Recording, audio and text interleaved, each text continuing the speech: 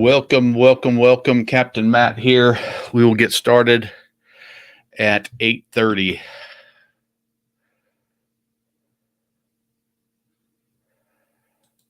We will get started in just a couple of minutes here.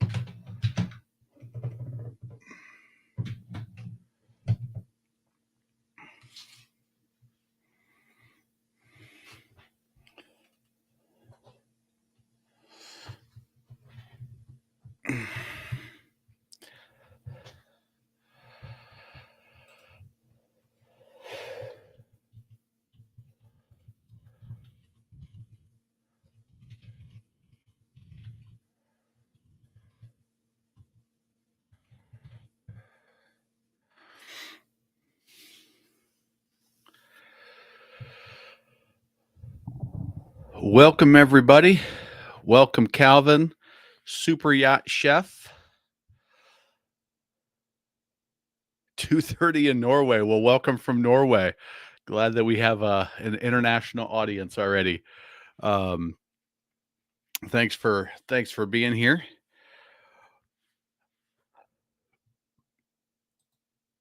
Calvin, how are you?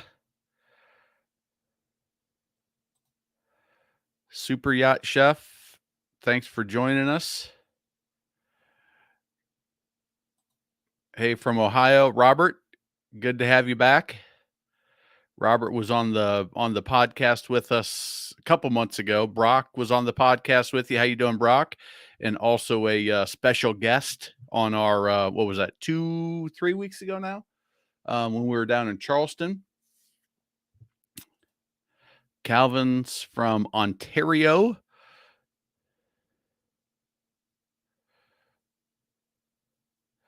So Calvin's waiting for some ice out up there. Well, thank you guys for joining. Looks like we got folks coming on. I'll show you a few of the things I've got working right now. These are some of the images I took when I was at the Charlotte Boat Show. And as always, if this is your first live, just go ahead and put your chat in the your question in the chat box is what I'm trying to say.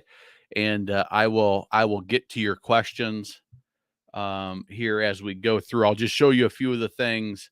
I looked at a little bit of the wake boats for the first time. I'm not a surfer. I'm not a wakeboarder.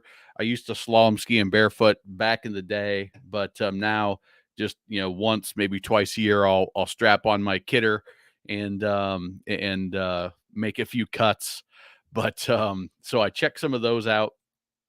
The prices were amazing. 200,000 used to be, 4 years ago, I remember Nautiques were, hey, we're going to try to get over 200,000 at a boat show I worked. And everybody was freaking out that it was so much. Now there were 200,000 was kind of the norm.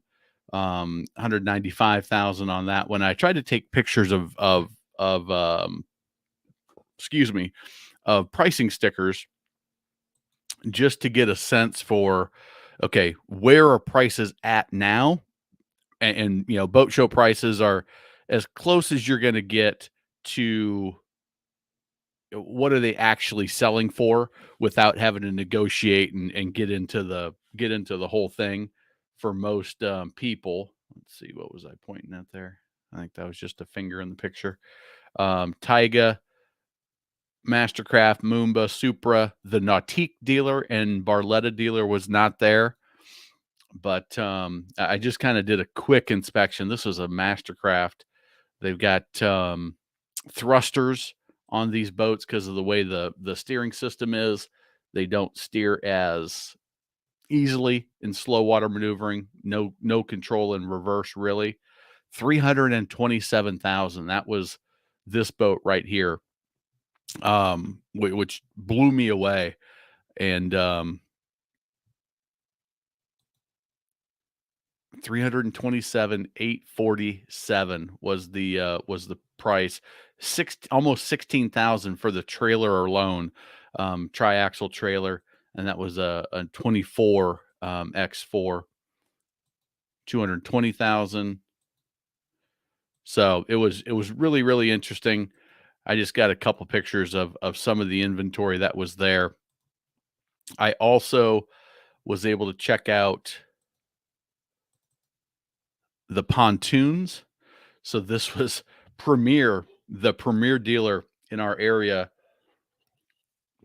because Lake Norman is a really big lake. They had several 10-foot beam, 27, 31 foot. This one was a 31 footer that had this bar set up on it. It was ridiculous. It was huge. So that's what's happening in the pontoon world, is all sorts of different layouts. I found everybody's trying to get real creative with the layouts, and doing different things. So yeah, waiting for the hot weather, Calvin. I'm with you on that. Get back to the toys. You guys do snowmobiling up there though in this time of year. Boat prices are high no matter where you're from. Yeah, it's though the Robert, though that is the Vantage protection. So this is a coating that they're putting aftermarket. Oh, you can see they kind of cut it. You can see sort of right up there if you can see my cursor. They're cutting this material and putting it on the tunes, which is really interesting. I had never seen it before. And then they're putting a little like a rub rail here, I guess where it's going to run into the dock. And this was on the premieres. You can see it's just a regular tune, and then they're putting that on aftermarket.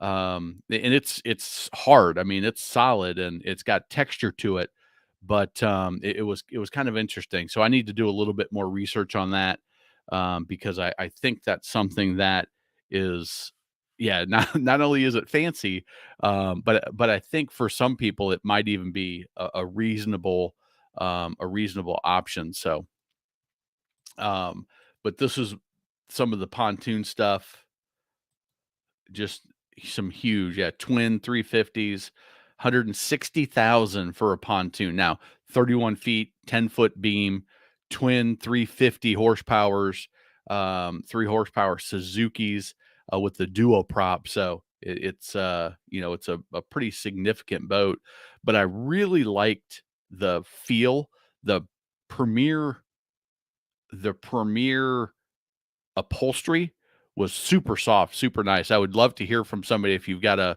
Premier in the last couple of years, how well that's held up. And this is another interesting thing. I've not seen this before, where Premier was actually welding and bolting their transoms in. I think with the big horsepower, with the big 10-foot beams, they're trying to sturdy them up a little bit. And so it looks like they're building a transom, and then which slides down and bolts on, and then they weld it. So they're trying to make that even stronger. So, um, and this was, I think this was just a regular 8.5 foot beam, um, zero fishing channel. I'm not sure. Saved me a bunch of dough. You are welcome for that. I'm assuming that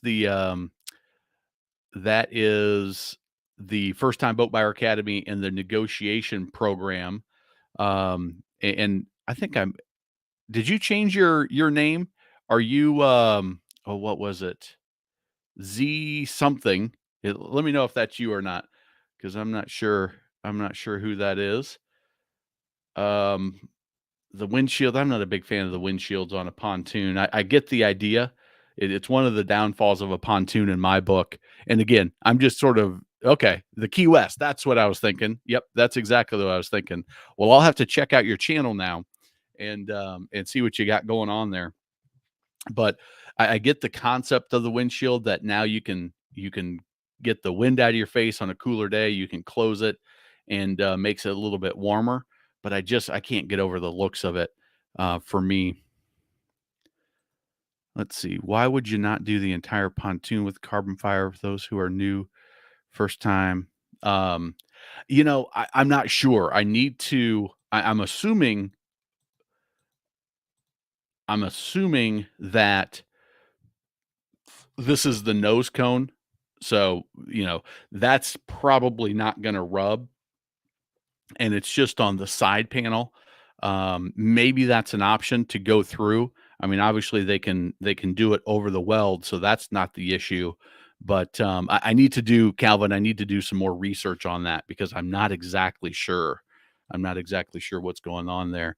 Was also able to inspect the formulas, incredible. They're fantastic, and pricey. 200,000 for a 27 formula, and I think that 27 was singles. Let's see if I can. I'm assuming that's a single, but a little bit of aluminum stuff at the show. Not much. There weren't a ton of aluminum. I'm going to go to another show in Greensboro and check out the aluminum stuff. A few center consoles. I was able to look at the this is a Stingray. So some people have been asking about some deck boat stuff. So they did have a few deck boats. Stefan Safatri, Bow Riders deck boats crossovers among the top 3 or 5 for good hull, cruising, and ship keeping. So they didn't have them here. That was a Stingray. They didn't have Cobalt. They did not have Sea Ray. They did not have, let's see, there was no Chaparral. They did have Regal. They did have Crown Line. They had Stingray. They only had a handful. They only had a handful at this show, so I've got to keep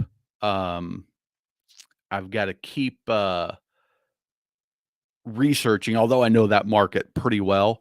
So for me, if you're not concerned about price and you're just looking, hey, what's the quality? What are you looking at for quality? It goes Formula, Cobalt, and then you've got sort of a tie for you've got Chaparral, you've got Sea Ray, you've got Regal are all really nice in those categories. Bow Riders, Sea Ray does a deck boat. Chaparral still doing a deck boat. Regal, I think they're all bow riders right now, but it's such a fine line these days where that crossover deck boat bow rider is, and then you go into sort of that mid tier. Um, I would put like Hurricane mid to lower tier, maybe Nautic Star mid to lower tier, Stingray mid to lower tier. Crown Line I would put them in mid to upper tier. They had some really nice boats. They did a couple of dumb things. Let's see if I can find it because I took a picture of this. Crown Line did so many great things when I was looking at the boats, and you can see the hundreds of pictures I took. Let's see. Here's the Crown Lines. But it was in this red one.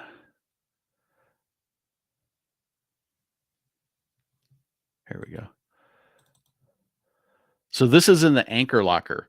In the anchor locker, they just drilled through and ran the navigation lights, or no, the docking lights through here, and they just left the wire. So you're going to attach, this is the front. This is the point of the V on the bow. You're going to attach your anchor road here, and you're going to set your anchor in here, and those flukes or whatever are going to get hung up, and they're going to rip those wires out in a second.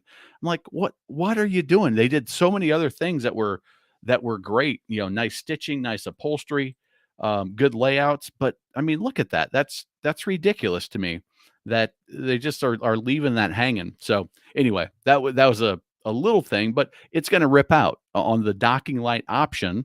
It's gonna rip out for sure. It just there's no question about it. Not all of them did their anchor lockers the same, so that's good.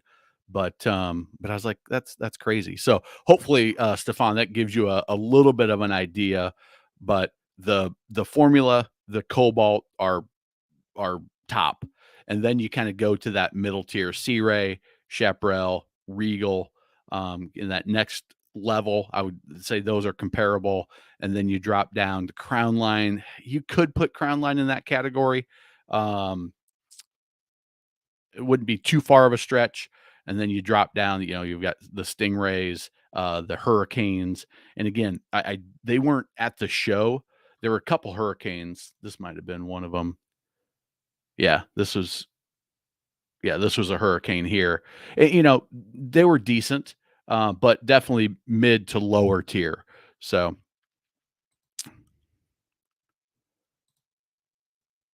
dealt with Pontoon Guard by Megaware, long strips of tape on rub rail for the tunes. No, I don't, Robert. I don't know them. Let's see here if I can find it. Megaware Pontoon Guard.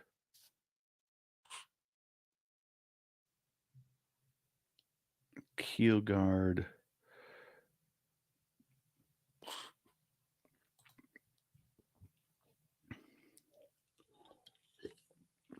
And we'll see how we do tonight. No football. Okay. Yeah, they're probably okay. Anything that you attach like this, um, it's all about prep, because what will happen is with a keel guard, it seems like this might be the same company that makes keel guards, um, that brand. It's all about prepping it before you attach it to the tune. But yeah, if you're somewhere where you're leaving it on the dock all the time, and I could see that being advantageous depending on where your dock hits. It just gives you a little bit more protection. Maybe it's tough to get the fenders out, but if you don't prepare it properly before you put that on, it's just going to fall off. So that would be the one concern I have, because the same thing happens with the keel guard, that little strip you put down the keel of a fiberglass boat. If you're going to put it up on the beach or something like that, it is after 3 months, you almost always see them just flopping off somewhere because they didn't prep it properly. Um, but yeah, it's interesting. I've never seen them or used them though. Um, Oh, that's awesome. Still driving the big rigs. I was coming back from the Charleston show. I didn't mention it, on the live before, but there were so many trucks coming from the port in Charleston, on Monday, because I stayed overnight Sunday night, when Brock and I did the live, and there was so much truck traffic. I hadn't seen it before like that. Now, I'm not on the road Monday mornings frequently, on that stretch of interstate, but man, they were out in full force. So, um,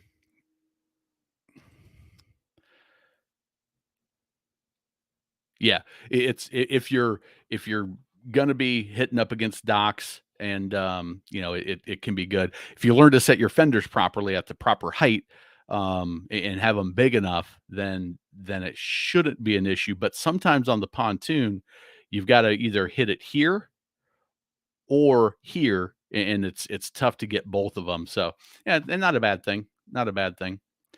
But yeah, so this was the Charlotte show. I spent 2 full days there, and the show was about a little bit more than half of what it normally is. It was less than 2/3, I would say, but more than half of what it normally is.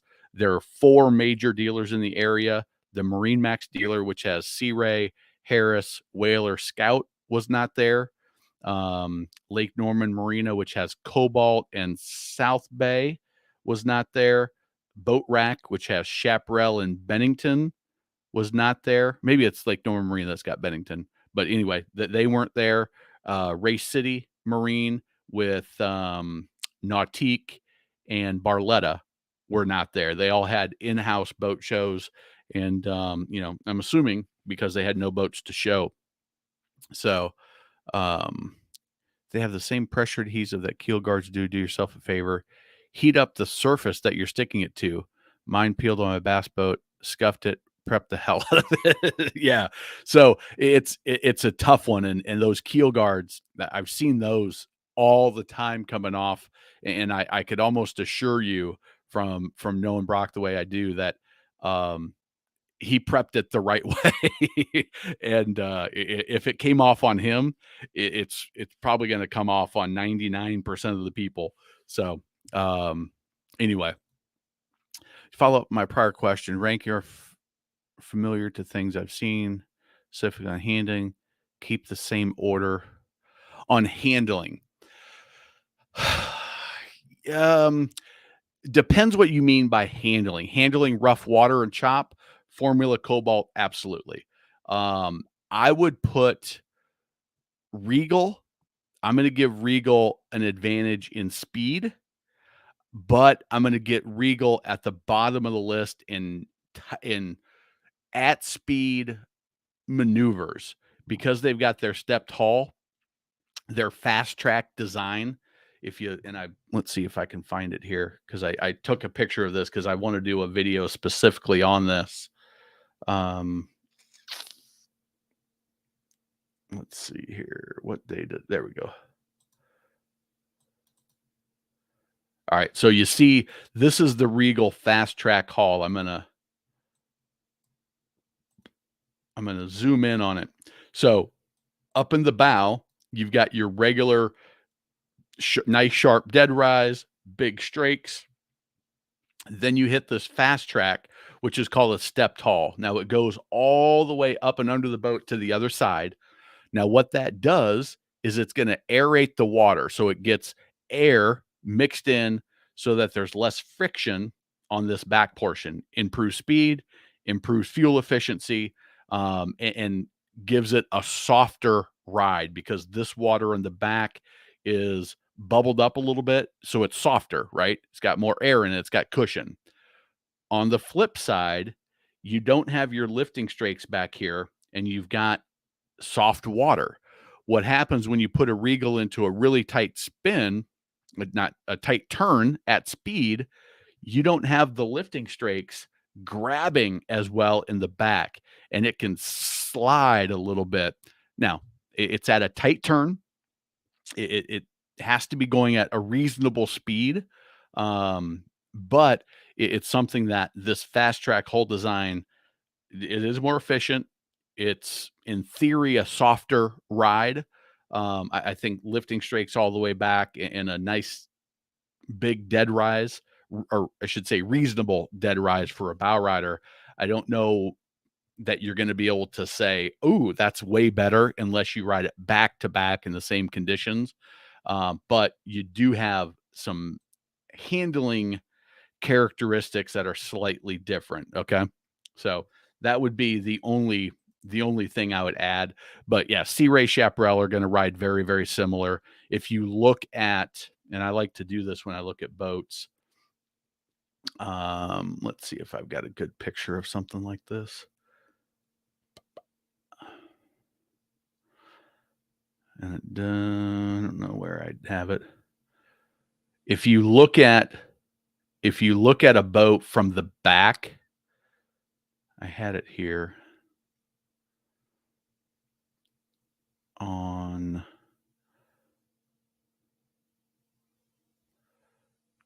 the Starcrafts. The Starcrafts, I would put them in a value to lower mid level, probably a little bit above the Tahoes and the Bayliners, but not significantly. It was a Stingray I did it on. Let's see if I can find that picture. And keep the questions coming in.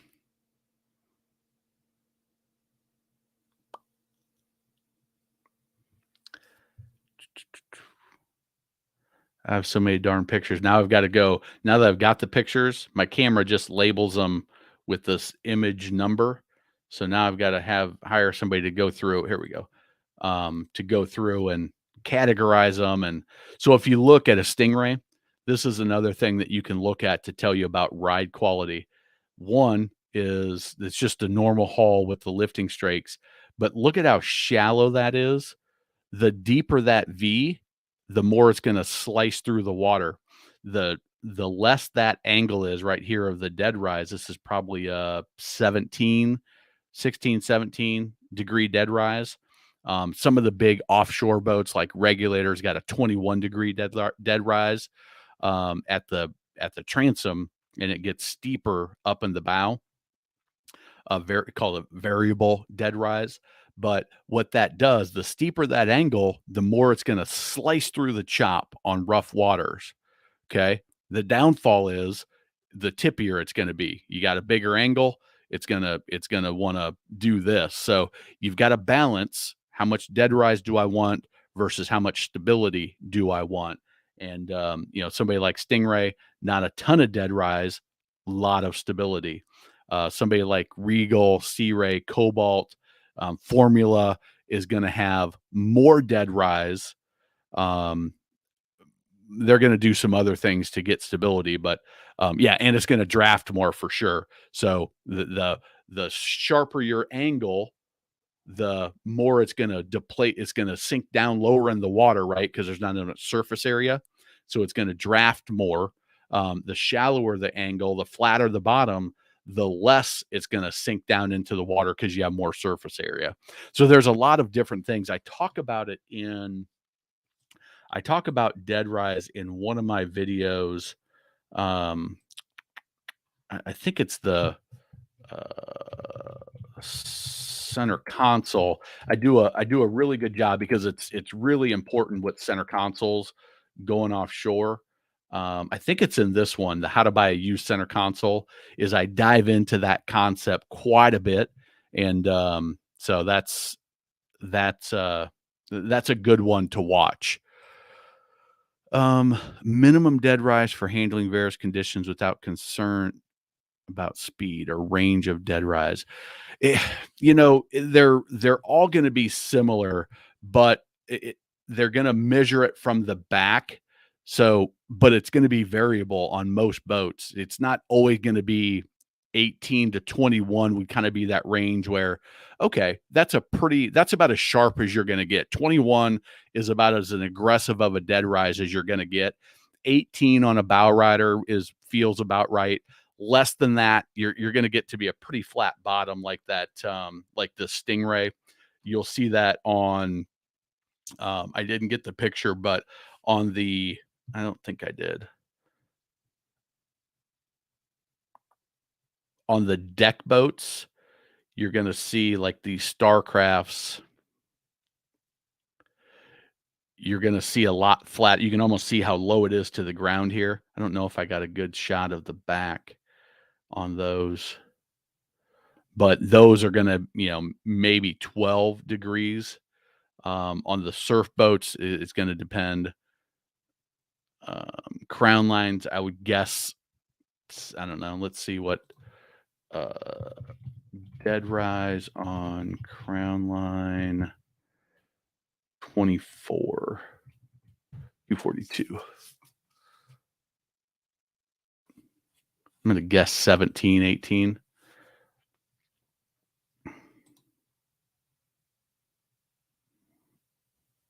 No, they're not gonna show it there.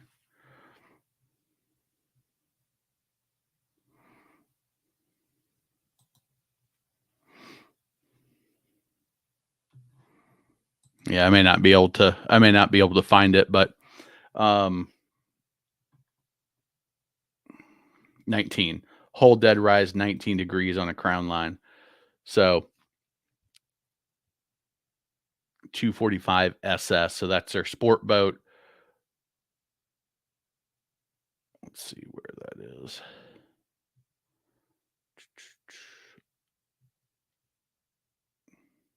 There we go. Whole dead rise 19. So that's in that range of what you're going to be looking for. 18, 19, something like that.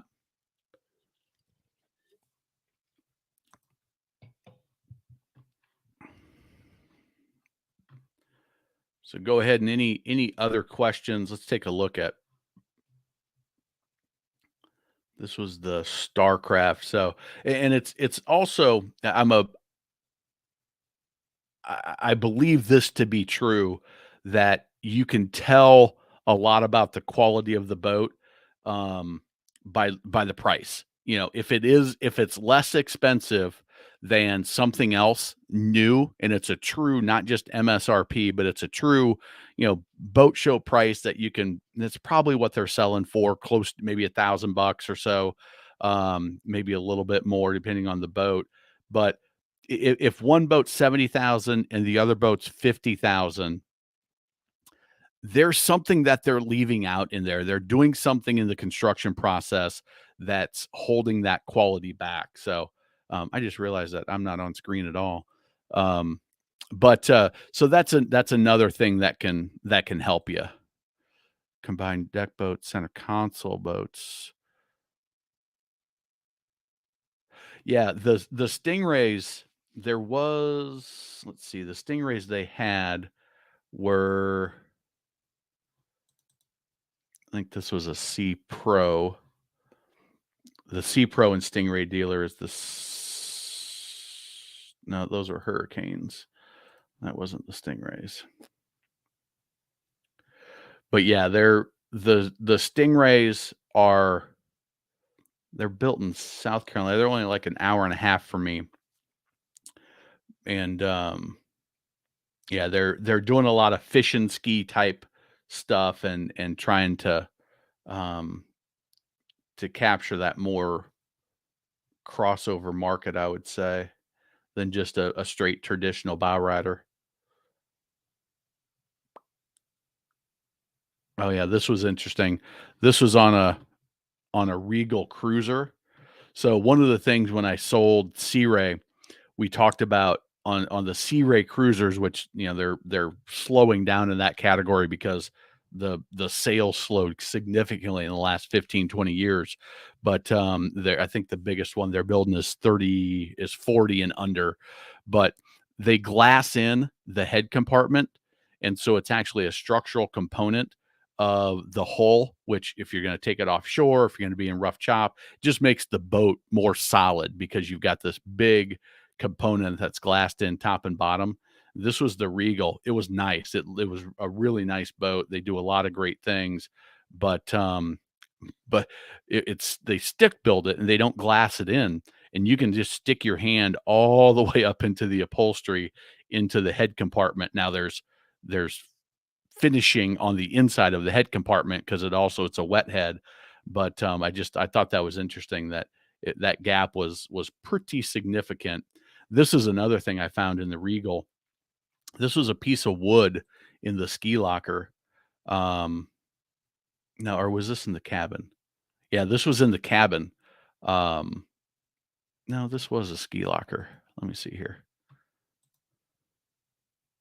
Yeah, this was in a bow rider, but this is in the front of the ski locker, and there is just a painted piece of wood, raw plywood.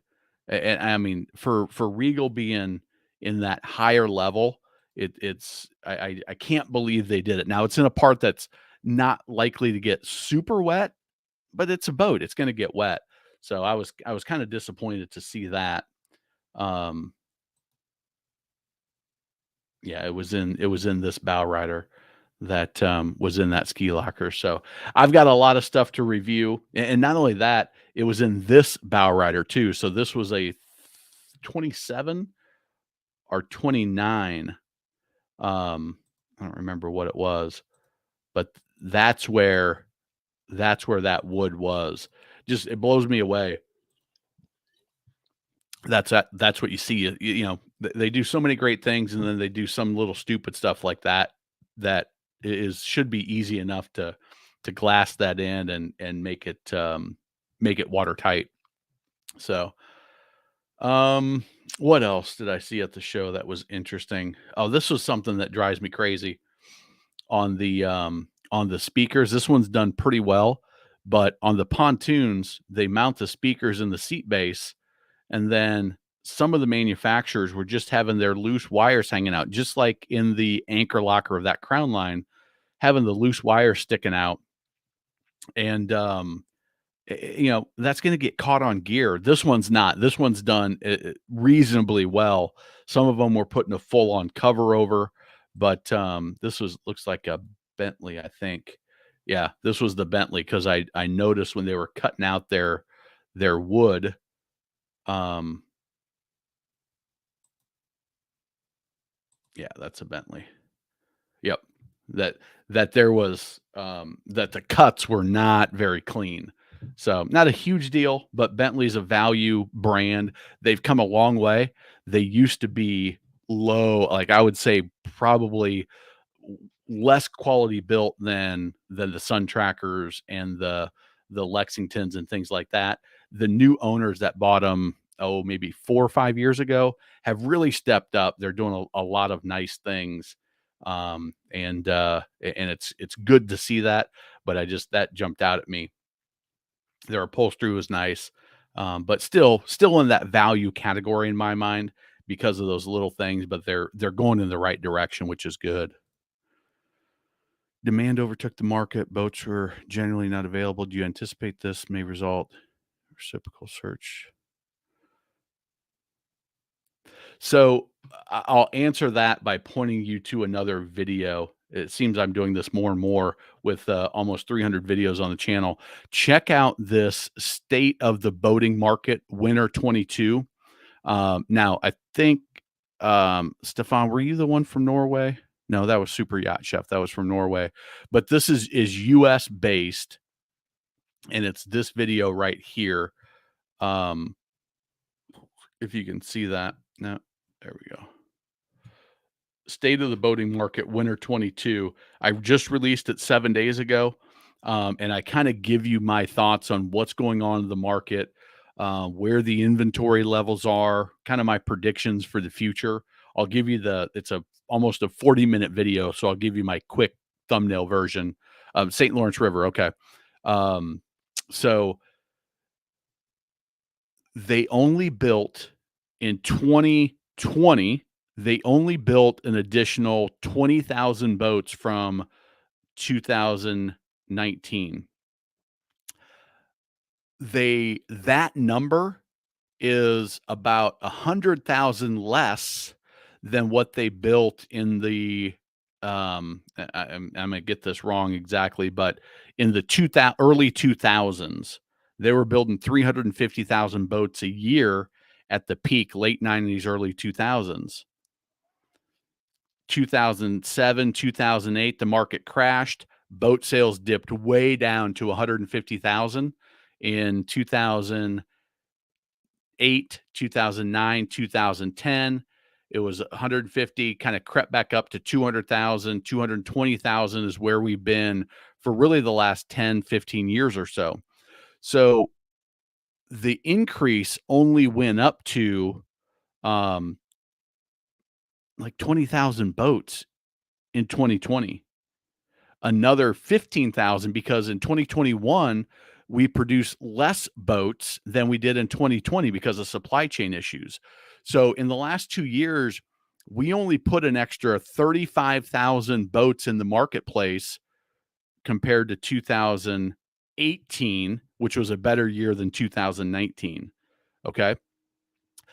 All of Not all of, a lot of the sales were used boat transaction. We sold 1.1 million used boats were sold in 2020, or no, 2021. Just one 900 and just under a million were sold in 2020. 1.1 million in 2021.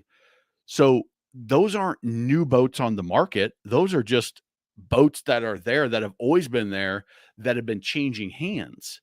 So this there's going to be a flood of boats coming for sale. Yes, I think some of those people are going to be like, "Hey, we can travel again. Kids are back in school. We can go to Disney World without masks. We can, spend our money on other stuff." And in 3 years or so, the market's going to level out. But because of the way dealer inventory works. Dealers have zero inventory right now. It's going to take them close to a year just to build enough boats so that dealers have them in their showroom to show and sell like we do in normal times. So that puts us in 2024 almost. So I don't think that flood is going to come. I don't think we're going to see a major decline in boat values or boat prices, with the caveat that if the economy tanks, if something weird happens in elections, if the war with the Russian Ukraine thing, the aluminum prices that are going up. I talk about all this stuff in the video, but if that stuff starts happening, that may impact inflation for sure. It is another one. So um, it's really I don't see that flood coming. I don't see a huge drop in prices, but I do see a leveling out over the next 2 years and 2 to 3 years. Um, Current boating market, do you have negotiating power on holdover? If somebody's got a 2021 boat that's left over, I would be shocked. And yeah, here's the thing, Michael, you always should negotiate. I got a message from Brandon.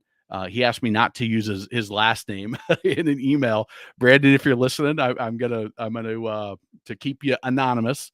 Brandon was buying a pond. I want to say it was a pontoon, but anyway, from a dealer, brand new boat, came in, and he was able to get $2,500 off, like, not even a month ago. This was, I think he sent me the email last week, maybe, or 2 weeks ago. So you're not going to negotiate $10,000 off, but he negotiated 2,500 bucks off I don't know what I'm going to venture to say a 70, 80, $90,000 boat. So yes, you can negotiate. Um, but there's not going to be many leftover 2021 models. The 2022s don't even come out until July and August. So we still have 6 months before the 2022s come out. Or no, I'm sorry, we're in 2022. The 2023s come out. Um, so yeah, you can negotiate, but I don't think you're going to find a 2021 out there.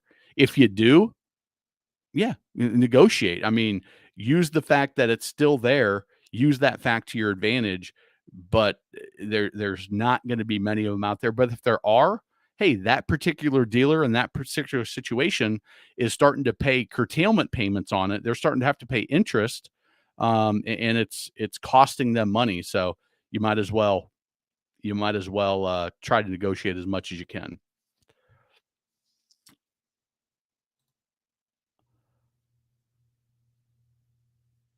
Yeah, yeah, that's exactly right. You only need one boat to buy that matches the type of boat you're looking for and the price you're willing to pay. Um, be shocked if it has a motor on it. Yeah, oh, that's that's another good point. Maybe that's why it's left over. Maybe the boat was built, in June of last year, didn't or July, early July, and it's modeled a 2021, but they just didn't have the motor to hang on it, and that's why it's still available. That very well could be because of the supply chain issue. That's a good point, Robert. So, but the moral of the story to me, the bottom line of that conversation is I don't care if that boat just came off the truck today and I'm buying it. I'm not just going to pay them what they're asking because that's what they're asking. I'm going to negotiate. And I talk about it in the first time boat buyer academy. Quick little plug, first time boat buyer academy, where I teach in module 5, I teach the magic money saving method, and I teach 6 additional ways to negotiate with dealers to get, even if they're not willing to budge on price, maybe you can get something that's valuable for you. And we cover that in the first time boat buyer academy. And yes, you can always walk away. You only need one boat, and if it doesn't match the price you're comfortable paying, then walk away. Absolutely. Um, yes, that is 100% true. Motors are like unicorns right now. And everybody I talk to in Charleston, everybody I talk to and I know quite a few of the people that work in the Charlotte Boat Show because I sold boats. I worked that show for um, probably I probably worked that show 7 times in the last 15 years. And yeah, motors are hard to come by. Mercury doesn't seem to be having the same issues that Yamaha is. The Suzuki people are saying that they're not having the issues.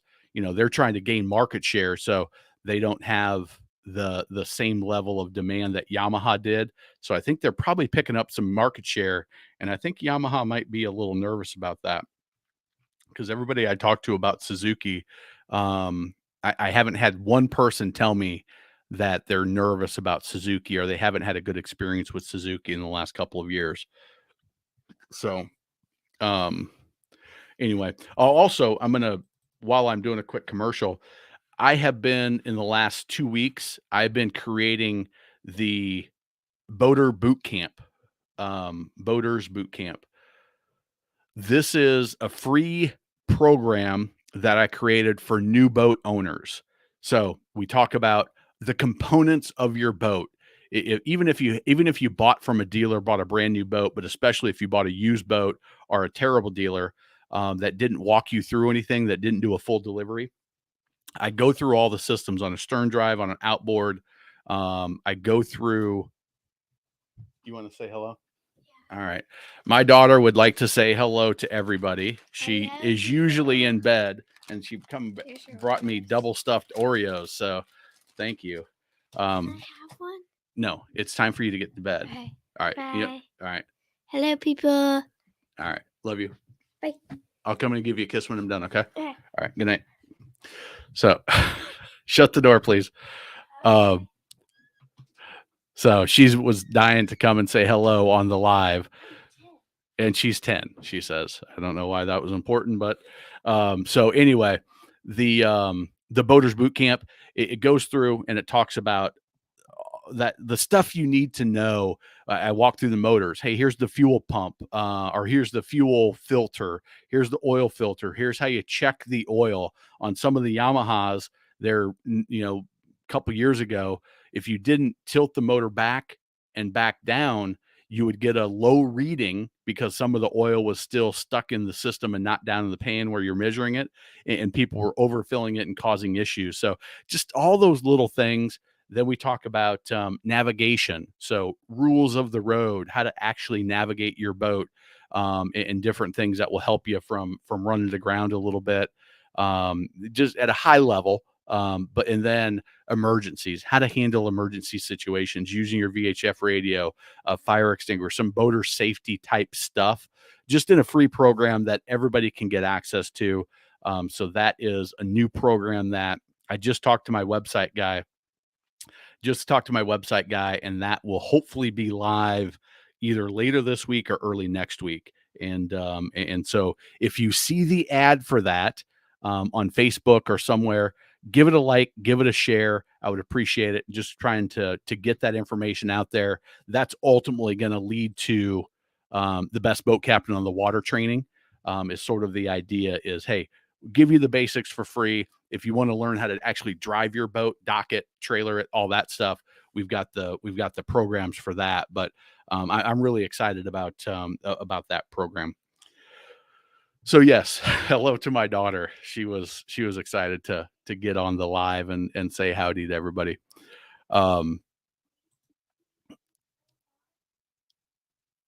Thought electric outboards. So I ran. Let's see where that video is. Electric boats. So I was down at IBEX, the International Boat Builders Expo down in Tampa, Florida. Oh, when was that? October, I think is when it was. And I was able to run the eVision Marine Technologies 180 horsepower outboard on a 24-foot tri-tune. And I go through in this 20-minute video, I kind of go through my opinions. I did a decent amount of research on it. But my opinions on the electric revolution that everybody's talking about, Pure Watercraft had a huge investment from GM to buy them. Marine Vision Technology signed an agreement while I was down there with McLaren to build their motors. They signed with several manufacturers to put their motors as an option on their boats. There's a group that spun off from SpaceX, that Candela, I believe is how you say it, up in Canada. Um, and they are building electric boats with hydrofoils. So it's an interesting market. I go into details there. Bottom line is, in 2021, they sold less than 500 electric boats total in the US.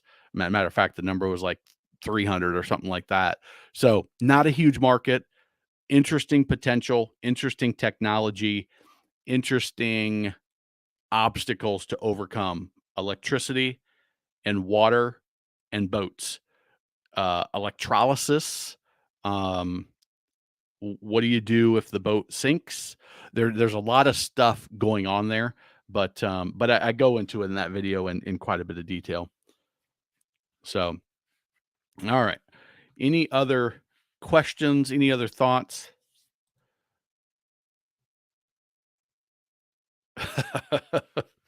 I haven't seen it myself, but I've heard stories. And Brock, you may have told me this as well when I was down in Charleston, um, that there's boats that are built just waiting for motors, just sitting in yards. Just you look and you have a huge number of boats just sitting there waiting for a motor to come in, and waiting for a boat to come in and nothing. You just, you got to wait. And I've heard from dealers, I talk about it in the market update report, but dealers are saying, hey, the manufacturers are requiring that we get the engine installed at the factory, and yet they can't get engines. We sell loose outboards, probably Mercury or Suzuki or Tohatsu or Honda, and we have engines, but they won't let us put these engines on that boat. Meantime, they're paying curtail. They're it's on their floor plan financing, so they're paying interest on these boats that don't have a motor. They don't know when they're coming in, and it's really a weird situation. Uh, Thank you. I appreciate that. It is the number one job is being a good dad. Pure water mean fresh water? No, pure water is pure watercraft. It's a it's a boat company. Watercraft. They're putting an electric motor, electric. I'll say stern drive, but it's not really a stern drive on a pontoon. It's kind of a Well, it is probably a stern drive, but, it is an actual boat company, Pure Watercraft, so you can see that the little drives on the back there, and because it's, um because it's an electric motor, they can do some different things with their propulsion system, because you don't have to take the little electric motors can be put down in that gear casing, and you don't have to have the transfer of power from the engine down to the drive. I had it explained by my cousin, who is in electric technology in the drone area. He actually works down in Austin with a public-private partnership with the U.S. Air Force, working on drone technology. So it's interesting. It's interesting, and I think there's going to be something there for a segment of the marketplace. But batteries need to come a long ways, and there's some environmental stuff that needs to be worked out. Charleston Sea Fox, that's what it was. 100 boats on trailers with no motors. That's a lot of boats. That's a lot of boats just to be sitting there that probably have a customer on the other end looking for it. Just purchased a 2003 200. Be concerned about the rot through problem in the exhaust. Mike, I'm not sure what you mean by rot through problem in the exhaust. The the exhaust issue with corrosion is a um, stern drive issue with the risers and manifolds. Um, if that's what you're thinking about, but explain that a little bit more so I can chime in.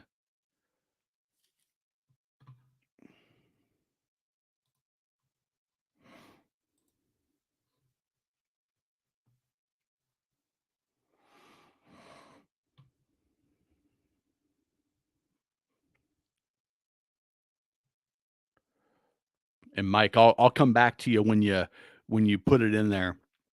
I want to answer the question, but I want to make sure I'm answering the question you're asking, and not reading the wrong thing in. So, I'll get back to you, Mike. I ordered a GW 257 twin 200s. Deliver April mail, but comes on time. What Peter did you get? Yamahas. Um, if GW is Grady White, that I don't know that they have an exclusive. I think they may have an exclusive with Yamaha actually. Um, but yeah, that's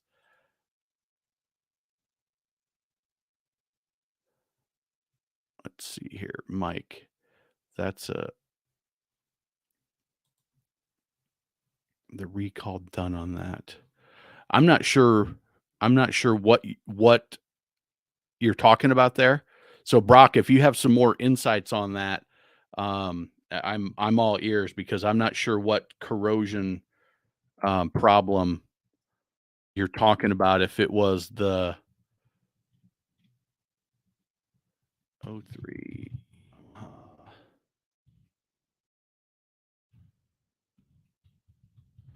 problems.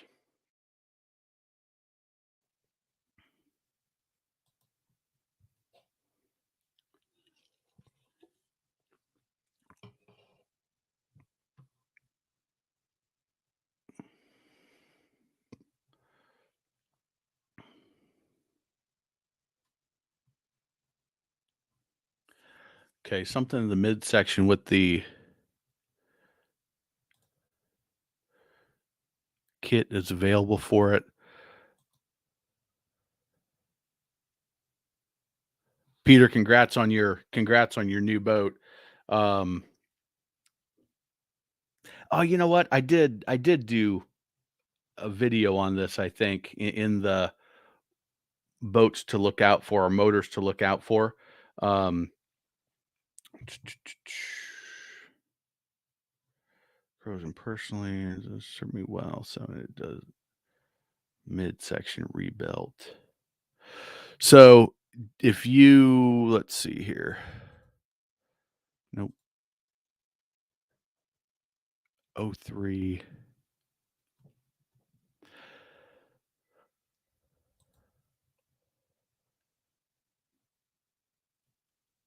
Old two strokes. Okay. So yeah, if it's a is that a two stroke? The F200 is not a two stroke, is it? 200.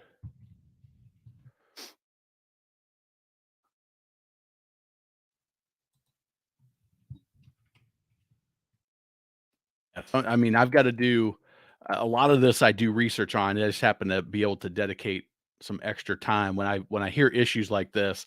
I always try to dig in and go to the whole truth and find some forums and see what's really going on and potentially talk to a dealer. So, um, well taught. I'm going to come back to you. Exhaust would rot out in the midsection, not make it. Oh, okay, okay.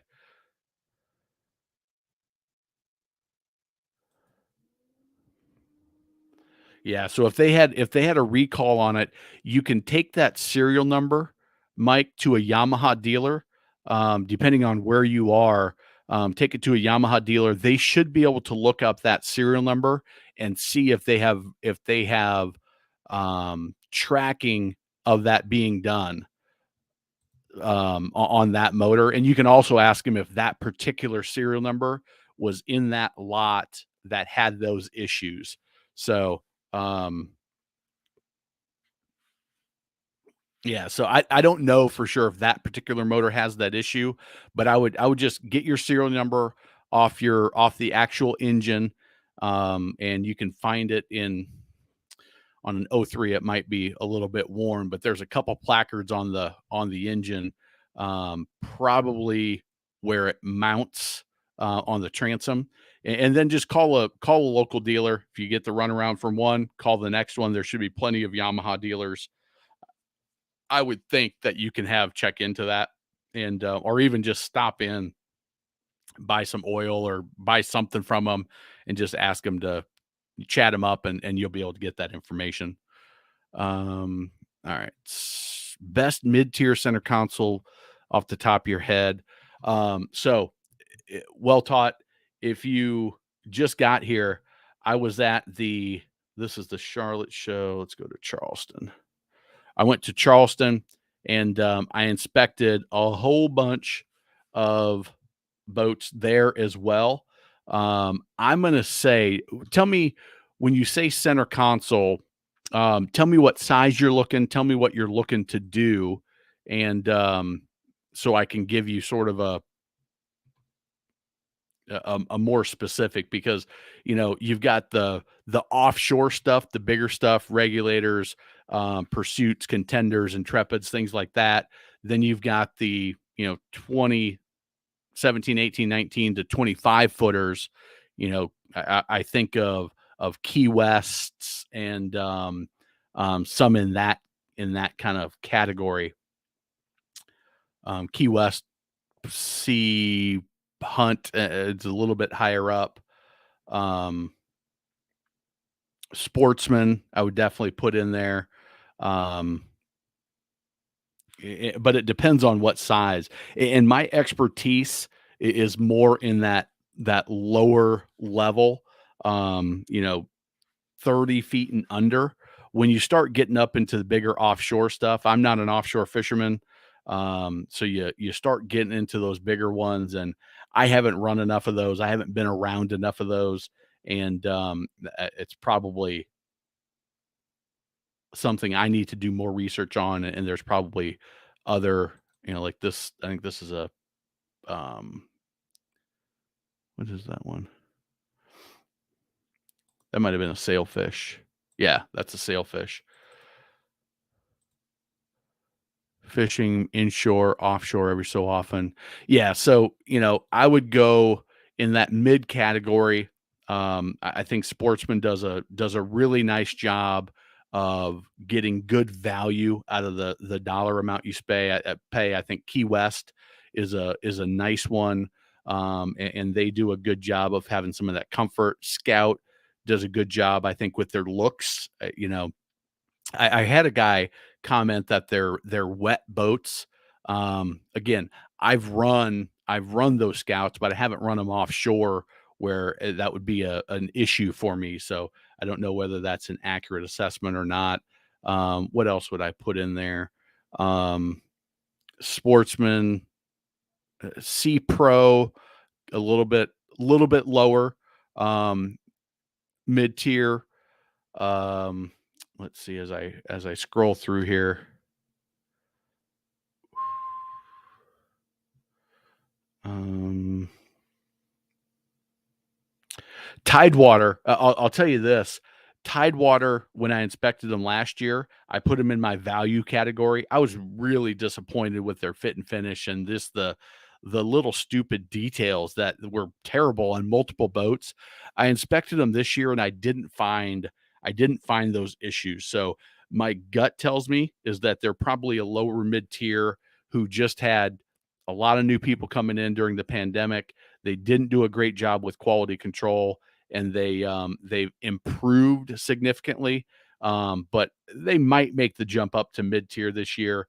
I still have to go through everything and see, but that was one that kind of, all right. They improved from last year. The five boats that I inspected last year, those were Key Wests. Robalo, I would put Robalo in that category. I think they do a pretty nice job. Sea Hunt, I would put maybe a little bit on the upper end in that mid-tier category. So that gives you just an idea. Say all those hybrid offshore boats are wet. Yeah, it, um, it's a boat that you only can do so much to have your reverse chines, have your Carolina flare, but at a certain point when you splash down and the wave go out, if the wind's blowing it, it's going to blow it right back at you. Bulls Bay value, I was not impressed with their quality. Pioneer was, I really liked the looks of it. They seemed to do a really nice job. They only had a couple of there, but they looked very scout-like to me. But I thought they were a nice boat, and I think there's some lineage there as far as ownerships, fathers, sons, and all the way back to the old Sea Fox, if I remember right.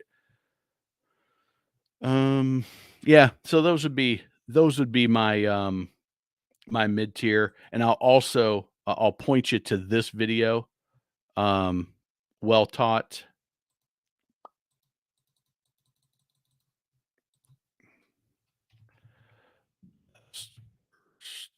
The best and worst center consoles. This is one I did 5 months ago from the it just took you saw all those pictures, and you need to do a better job of organizing those pictures and getting them into a format that's digestible for people. This is almost an hour-long video where I went through all of the major brands that were inside the Charleston show. This year, I did inside and outside. So I've got probably twice as much content and inspected another 25, 30 brands maybe. And so that will be coming out in the near future. I can't say exactly when, but that will be coming out in the near future. Running a 21 Tidewater currently. Good enough. Spot on. Okay, so that's good to hear from a Tidewater owner. I know a lot of times when I do my best and worst videos, especially these little short ones, I was just trying to reach a little bit broader audience. People got their feathers ruffled if I put their boat in the worst category. They were not happy about it at times, and that's it's my opinion. It's based on research. It's based on actually inspecting boats, and not running all of them. I can't say I've run every boat I've talked about, but I have at least inspected every boat that I talk about. And if I haven't inspected, I give that disclaimer up front, just so that people are aware.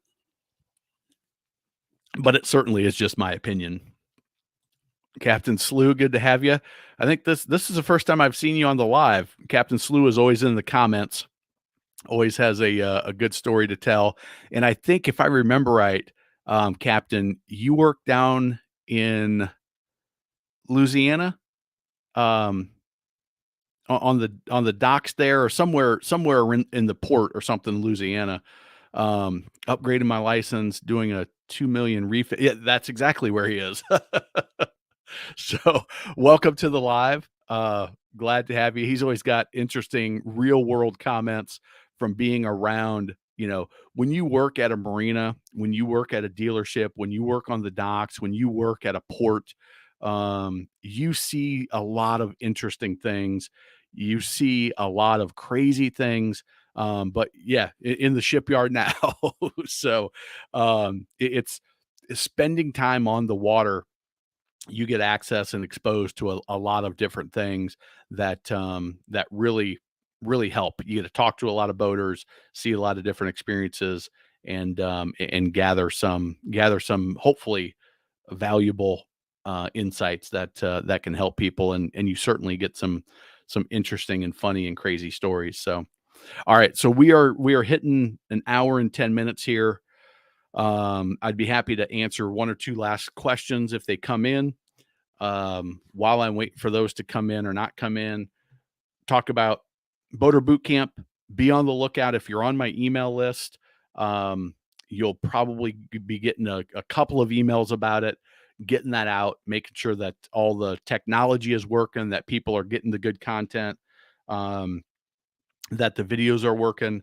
I put 3 full days of filming, and editing these videos. I think they're really good. Matter of fact, when I put them together, I was like, these are almost too good to give away for free. And we may charge for them at some point, but it's just the basic stuff that every boater should know. And then again, it leads into the best boat captain on the water, the pontoon version. We're working on getting, hopefully by April, the coastal version.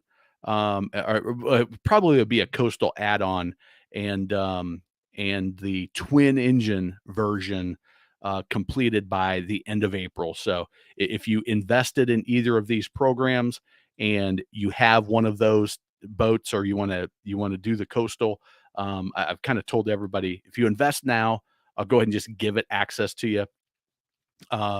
Because especially coastal people, you can get a lot of value from this one. Twin engines, it's different enough. You'll still get plenty of value for $50. You'll get the value, but I'll upgrade you to the twin one there. First time boat buyer academy, we talked about it. It kind of, the 300 videos or so that we have on the channel, it really condenses it down into what do you really need to know if you're going to buy a boat. And that program is great.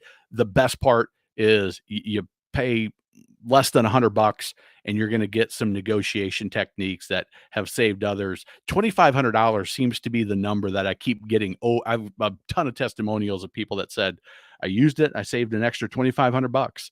So that must be a good number to shoot for. But even if you just get $200 worth of gear, the academy essentially is free, and it distills it down into a really easy system to make sure that you buy the right boat, the cost of everything. And of course, everything's got the money back guarantee. If you don't think it was worth it, for 30 days, say, hey, send me a refund, and you get it. No, I don't ask any questions. I don't go back and forth. It's just, if somebody asks for a refund, I don't care what their reason, I give it to them and I go on about my day, because I don't have time for that. And I know the value's there. The number of people that have invested in these programs and had outstanding experiences, I don't have any question that the value's there, and I move on. So great channel, great chat info tonight. Thank you, Robert. Good to have you on the live again. And thanks for being part of the community. Busy day, flying in the morning, joining late. Hope it was a great live stream. Thanks, Travis. I appreciate it. I think it was a pretty good one. Showed a lot of stuff from the boat show, had some good questions. We'll get back to Sundays next week. But wow, what a Super Bowl. That was a super exciting one. And no way I would have competed with that. Always prefer to take my advice from somebody who knows, willing to admit the limits of what they know. Well, I certainly have limits, that's for sure. Must be a ton of boat buyers. Others would love to know about your work. Thank you. I appreciate it. Dad always comes first. Captain comes second. Feel free. Anything that you see that you want to share in groups and whatever, that's greatly appreciated. Even just a little thumbs up on the video, leaving a comment, watching the videos to the end, all that stuff makes a difference, and tell YouTube that, hey, this is good content. Watching multiple videos, this is good stuff, and we're going to show it to more people like you that are interested in boats. So thank you, everybody. I appreciate it, and we will be back Sunday at 8:30. Sunday at 8:30. Let's hope this goes well, because I'm going to Knoxville, Tennessee on Thursday night after my daughter's dance class, and we're going to the professional bull riding in Knoxville. I'm trying to schedule a tour at either a Sea Ray, Bryant, one of the manufacturers there outside of Knoxville, to create a video there. And then hopefully I will not be on the road, but I'm planning to do the 8:30 Sunday, the 20th. So we'll see you then. Thanks, everybody. Have a good night.